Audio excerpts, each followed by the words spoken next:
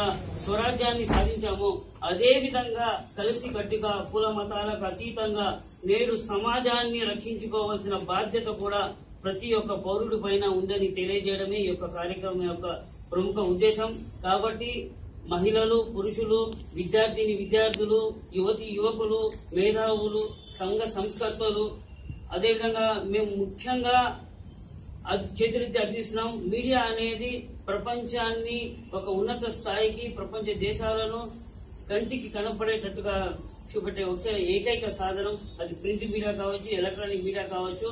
మేము ఈ సమావేశం ద్వారా మీడియా సోదరులకు విజ్ఞప్తి చేస్తున్నాము.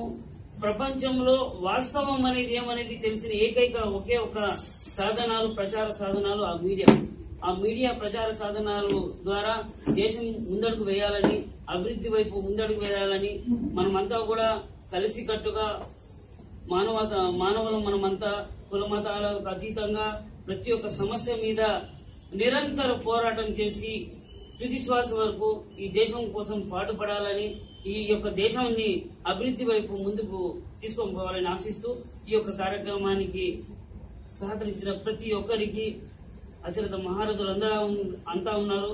అదేవిధంగా పాత్రికేయ మిత్రులందరూ ఉన్నారు. వ్యవస్థలోని ప్రతి ఒక్కరికి కూడా ఈ సమావేశం ద్వారా పిలుపునిస్తూ ఈ అవకాశం ఇచ్చిన మీ అందరికీ కూడా కృతజ్ఞత తెలియజేస్తున్నాం. జై హింద్. సార్, శాంతి మానవ ఉద్యమంలో తిరుపతిలో ఏం చేస్తున్నారు? ఇప్పుడు ఆగస్టు 20 సెప్టెంబర్ 4 వరకు కార్యక్రమాలు జరుగుతున్నాయి. అమీర్ భాష గారు చెప్తారు. సార్, ఇక్కడ ముఖ్యంగా ఈ కరపత్రాలను చాలా మంది పంచుతూ అందరి దగ్గర గ్రూప్ మీటింగ్స్, కార్నర్ మీటింగ్స్ అయినంత వరకు మా శక్తి మేరకు జరుపుతున్నాం.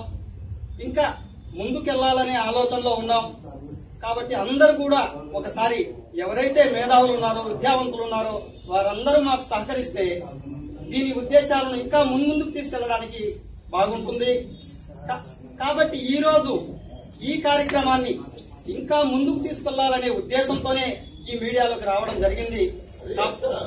నేను చెప్తున్నానంటే 21వ తేదీ ఉంటే 4వ తేదీ ఉద్యమం చేస్తున్నారు. అవును సార్. ఉద్యమంలో మాకు ఎలాంటి అవగాహన పరిస్థితులు చైతన్యం కలిగిస్తున్నారా? అవునండి, అవును. లేకపోతే ఏదైనా ర్యాలీలు అవును సార్, కరెక్ట్ సార్. ఇప్పుడు మీరు అడిగింది కరెక్ట్. ఇక్కడ అవగాహన సదస్సులు అనేది జరుగుతున్నాయి.